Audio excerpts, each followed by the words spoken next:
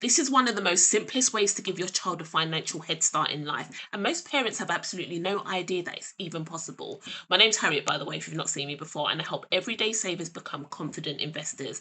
And one thing that I always say is that when it comes to investing, time is your biggest advantage, and your child has more of it than anyone. So here is what most parents think, right? They think that they need to be putting away huge amounts of money every single month in order to make a real difference to their child's future. But that is absolutely incorrect. You do not need to be doing that. That is not what is actually going to make the biggest impact. It's not just about how much you invest, it's about how early that you start. And let me show you exactly what I mean by that.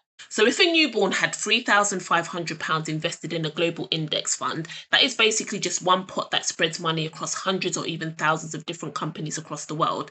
And that grew out of an average of about 9 or 10% per year. Now, past performance, that doesn't guarantee future results. But if we're just using this as an example, right? So, if that money was left alone, you did not touch it, you didn't even add to it, you just left that money alone. By the child reach retirement age, that £3,500, that will be worth 1.2 million. Yes, you heard me correctly. I said 1.2 million. You didn't add a single penny to that money. That is the power of starting early. That is compound growth doing the work so that you don't have to. So, how do you actually do this for your child? Such a good question. You open something called a junior ISA. Think of it like a stocks and shares ISA, but this is specifically for children. And any growth inside of that is completely tax free. So you can put up to £9,000 a year into it. Parents, grandparents, even family members, they can all contribute to this. And that money, it stays locked away until your child turns 18, which means it's got years and years to grow untouched.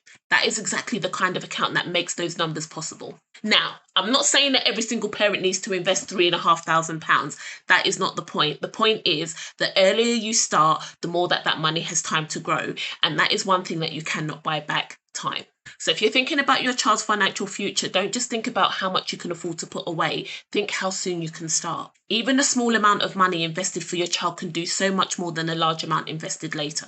If this has made you think about your child's future, I want you to save this video and share it with every single parent that you know, because the sooner that they see this, the sooner they can start doing something about it. Like and follow for more.